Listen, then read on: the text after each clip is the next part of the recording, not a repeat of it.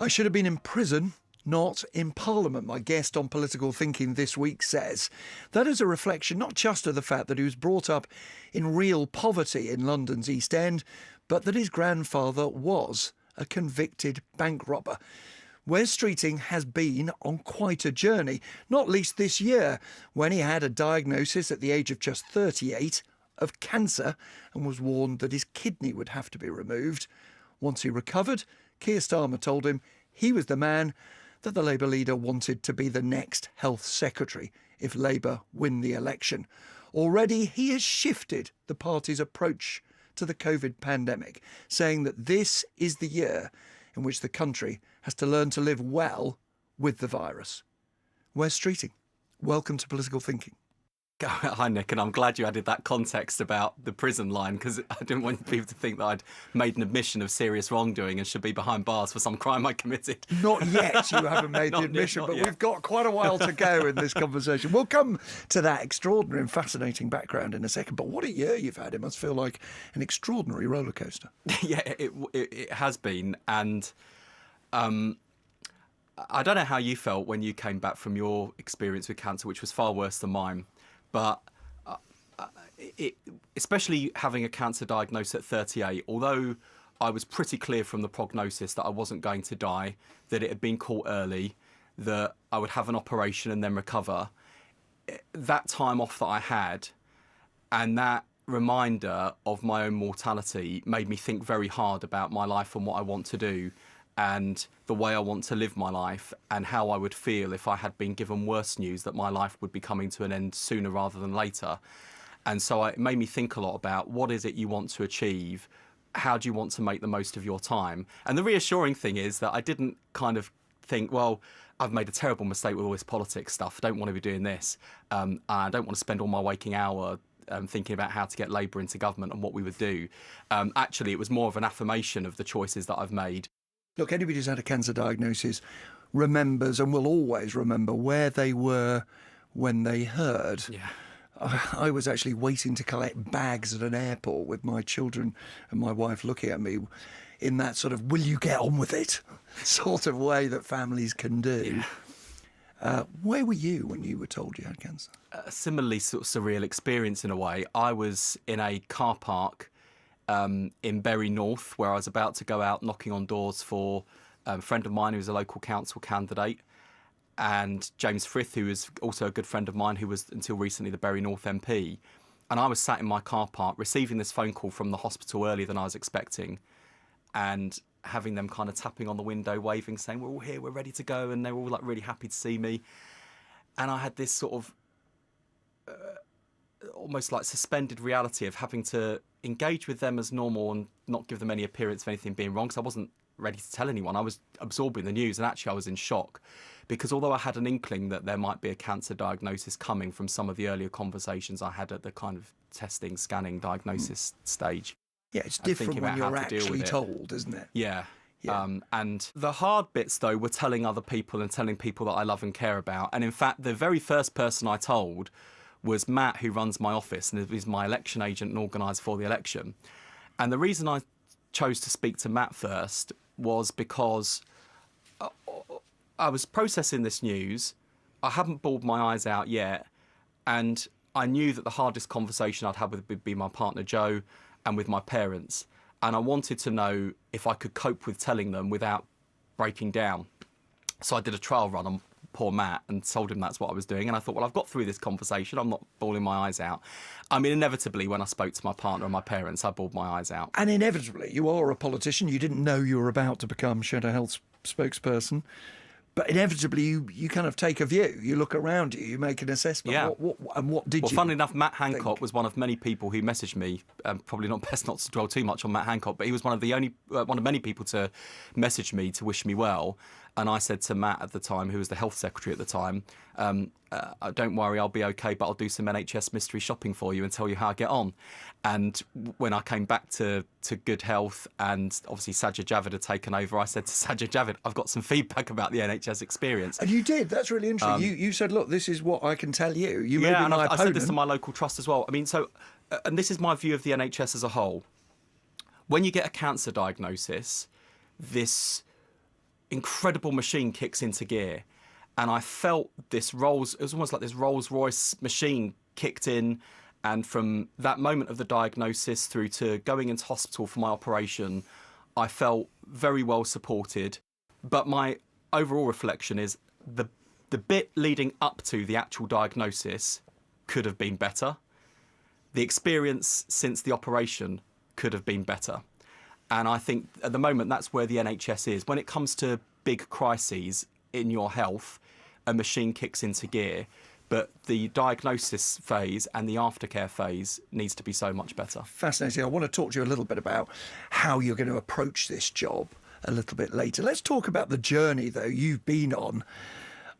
Is that really right, that you might have been in prison rather than in Parliament? Yeah, statistically, I think I was more likely to end up in prison than in Parliament. So I come from two, in their own ways, traditional, stereotypical East End families that could not be more different. And that difference is probably best summed up with my two grandfathers, both called Bill. One granddad, Bill, served in the Royal Navy during the Second World War, had a career as a civil engineer, was a sort of working class Tory, a sort of pull yourself up by your bootstraps kind of working class Tory who only ever voted Liberal to keep Labour out in Tower Hamlets. Very proud of Queen and country. I get a lot of my faith, Christian faith from him, a lot of my patriotism and views on law and order and those sorts of issues from him. Very different to the other Bill. Well, you could say that. Had a string of convictions for armed robbery. It turns out he was an armed robber throughout my mum's childhood, throughout my childhood. He evidently wasn't very good because he was in and out of prison, so they always caught him. He had a very, very difficult life. He suffered real abuse as a child, which we didn't learn about until much later in his life, not long before he died. And one of the things that I find frustrating about his life and experience is that when I would talk to my granddad as a kid, he was really smart. He had loads of views, especially on religion. I mean, he was a staunch atheist, but he had read in prison all of the major religious texts. He had a good understanding of philosophy of religion, and so we'd have really big arguments about it.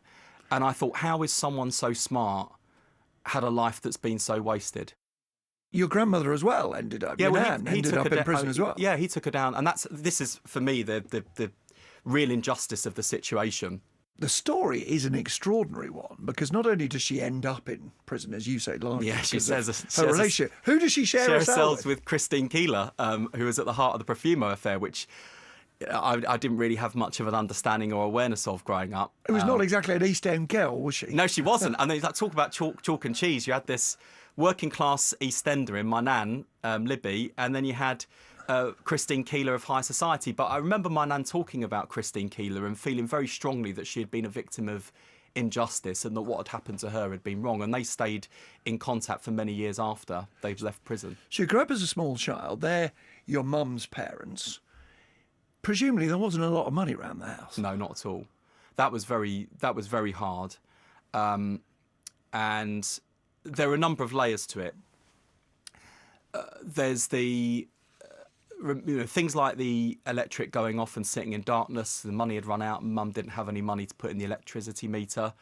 We had the advantage of a big East End family network around us, so we didn't go hungry in that sense, but it did mean kind of traipsing the hour-long round walk to my nan's to get food from there, or to get food from my aunts or my granddad, my dad's dad, who lived not far away. And even with this, because my dad's always been in my life. In fact, I spent my teenage years, I moved to live with my dad for the rest of my adolescence, and my dad would tell you far too long into my 20s before he could get rid of me. But this is poverty that is tough. Now, Yeah. on the other hand, people might say, well, around the people you grew up with, it might not have been unusual. That might have been what it was like. Did you feel like you were just like everybody else? No. Or was it a badge of shame? Oh, definitely a badge of shame. I was too ashamed to bring friends round to play because our council flat was so grotty. I'm fascinated by this other grandparent, your dad's dad. Yeah. Not the one in prison, in other words. You described him, ex-Navy and merchant Navy. He used to dress up smart to take you to school, I think, didn't he? Yeah, so he is without doubt the single most influential, important person in my life. And he was only in my life for a quarter of my life so far. He died when I was 11, which was without doubt the single worst day of my life. And he was the most loving, supportive grandparent you could ask for. He always looked out for me. He really, really fed my love of learning. He would come and collect me from school every Friday afternoon, and he'd be fully suited and booted, and he'd come to church on Friday afternoon because we had our school service on a Friday afternoon. And my friends loved him as well. He was just a truly great and inspirational man. You say that he was a working class Tory, that he only voted Liberal to keep Labour out. What do you think he'd think of you now? I think trying to get a Labour government. I think about this a lot. I think he, first and foremost, I've no doubt, because my dad is in many ways and increasingly physically as well, the spitting image of my granddad. My dad is very proud of me, although the only time my dad has ever voted Labour was when Streeting was on the ballot paper, and he made it very clear he was voting Streeting, not Labour. And do you see it as a challenge in a way to change the Labour Party in a way that your dad could vote for them, that your granddad could have voted for them? Yeah, I mean, it definitely it's always given me an insight into that working class Tory tradition, which I think is very relevant today when the Tories have reached into new areas of the working class in parts of the country outside London and the South East. But that's also, I think, in some ways, even more relevant experience is having fought and won a marginal council seat from the Tories, having won a majority in Redbridge for Labour for the first time in the borough's history, and having won my parliamentary seat from the Tories at a time in 2015 when the tide was going out for Labour. We lost seats at that election.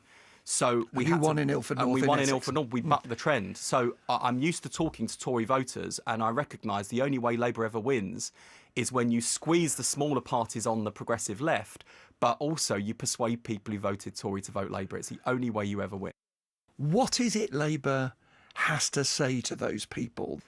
I think it's the same challenge that every Labour opposition faces, which is people assume that the Labour Party's got its heart in the right place, but they always need reassuring we've got our head in the right place too. And what I mean by that is they instinctively know where the party of public service is and tackling inequality and injustice. They know that's in our DNA, but they always need reassurance that we can be trusted with the money, trusted on law and order, and trusted with national security. Now, as a Labour politician, and particularly from the mainstream centre-left tradition of the Labour Party, I find that frustrating in that I believe that spending people's money wisely, being tough on crime and tough on the cause of crime, and standing up for our national security are Labour positions, and traditional Labour positions you can trace back to the Attlee government. Let's turn to your job then and what you have to do before we return to some more fascinating things about your life as well. You now have to shape Labour's message on this continuing pandemic. You've used a phrase about living with the virus. Now, interestingly, it's a phrase the Prime Minister has also used. What do you mean by it? We've got to learn to live well with COVID. That means having a plan to take us through the next year and beyond, knowing that coronavirus is here to stay. Restrictions don't need to be here to stay, but there are a number of things we need to do in terms of vaccination, testing, sensible public health measures that don't impact on people's liberties like ventilation, and ultimately vaccinating the world in order to live well with COVID. And that's what I mean. It's about having a plan to make sure we're not constantly doing the hokey-cokey on restrictions. Yeah, you said just before Christmas that you were breathing a sigh of relief that Christmas could continue as normal, which sounded to quite a few people like you thought the Prime Minister was right not to bring in yet further measures before Christmas, and that you maybe didn't agree with Labour's Mark Drayford running Wales, who did say you can only go to a pub if you have table service, and if the groups are 6 max, that nightclubs would have to close, that there'd be no fans at live sporting events and the like. Is there a bit of you that says, oh, actually, Labour UK-wide doesn't have to agree with Labour in Wales? And the other way round. But I don't criticise Mark Drakeford one bit. And I think one of the reasons that Labour did well in the last Welsh Senate elections is because of Mark's leadership in the pandemic. I think I did recognise that these were finely balanced judgments and difficult judgment calls. We never called for restrictions in England for Christmas. we listened to what the scientists were saying, and we listened to the mood music coming out of government, which was, we're going to do restrictions after Christmas. And so at that point, I was saying, well, if you're going to do restrictions after Christmas, let people know before so they can plan.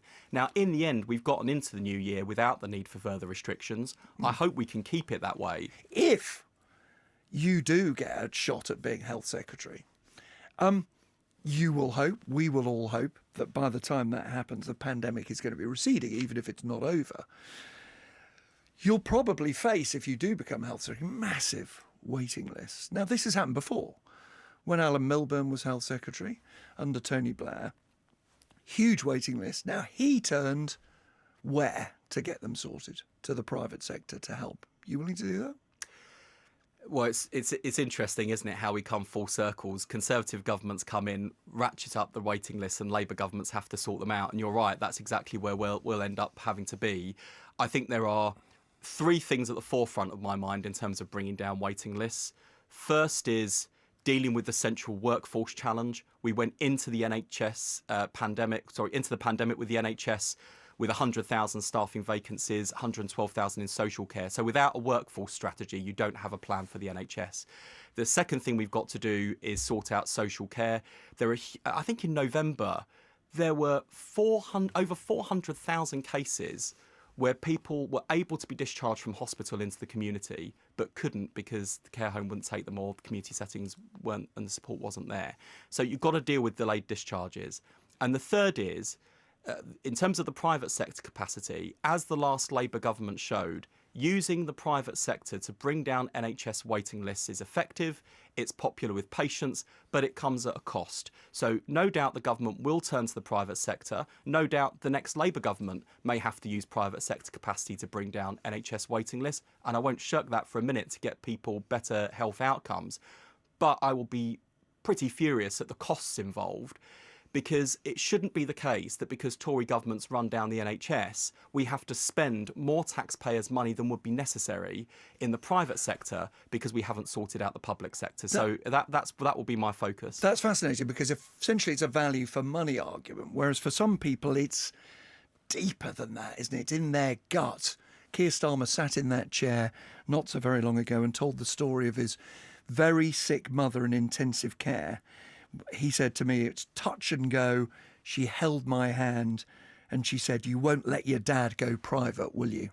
As a former NHS nurse, that sense that going private was a betrayal.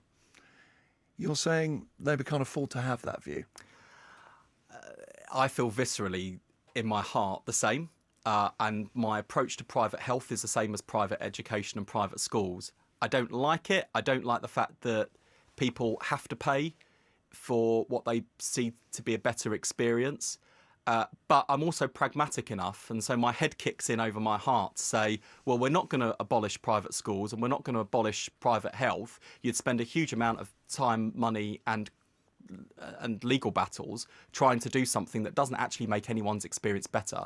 My ambition as health secretary will be to make the NHS so good that people don't have to go private. In part, we're having this conversation because COVID has just changed everything, hasn't it? In your own case.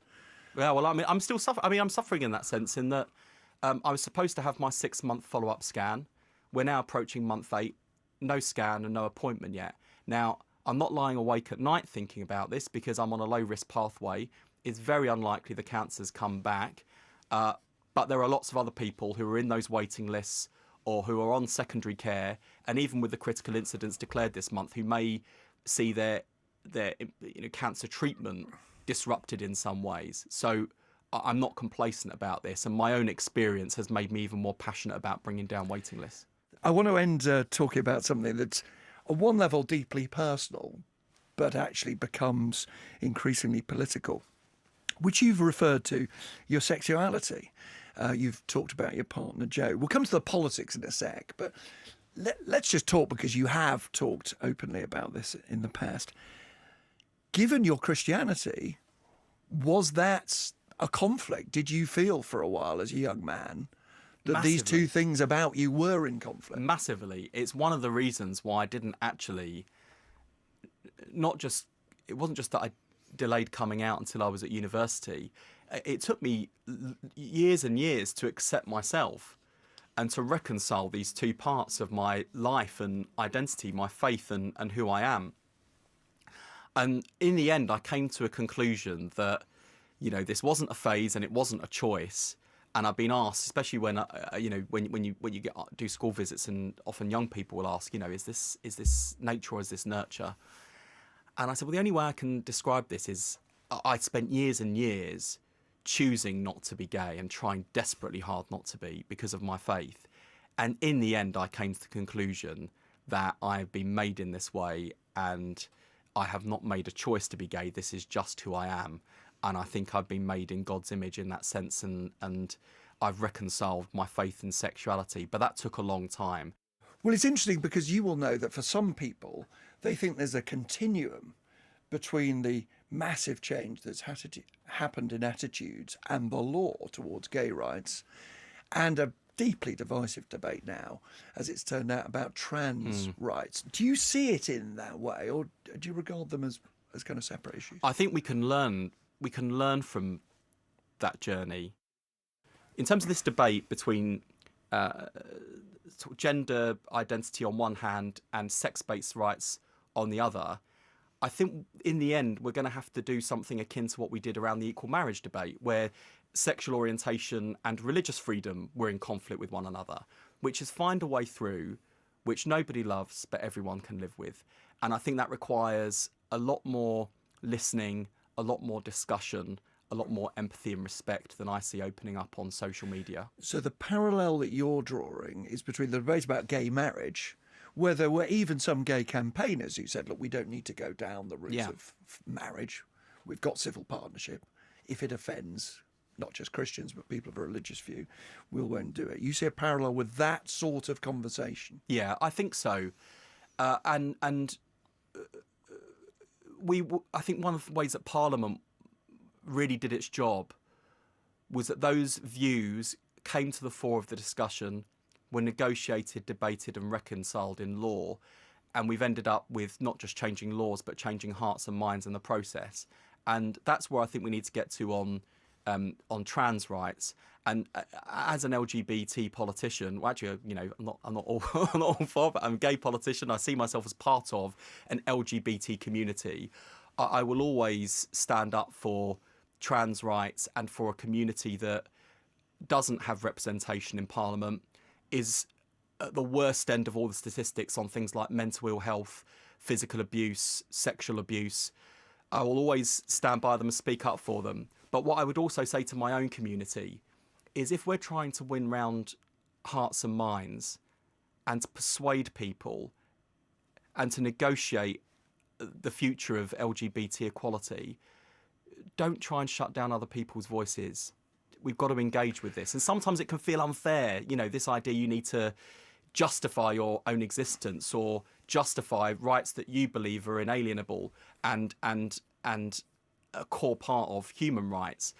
But in the end, the only way you win an argument is by having a discussion and a debate. You see, tonally, I think lots of people will welcome what you're saying, but there'll be plenty of people listening who say, no, hold on, women are women, and there isn't a compromise to be had.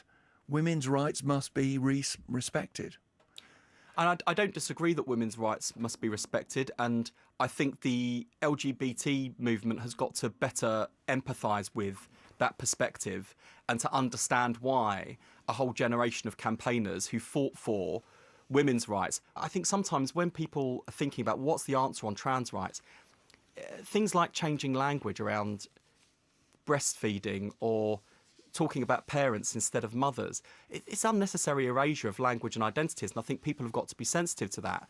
Similarly, it's perfectly legitimate for people to disagree with J.K. Rowling and her position on this, but you've got to ask yourself, if you're in the business of winning hearts and minds, if someone like J.K. Rowling has written a deeply personal piece in which she outlines very personal, painful experience of abuse, do you really think the way to win an argument for trans equality is to kind of try and shut her down when she's made an argument in that context?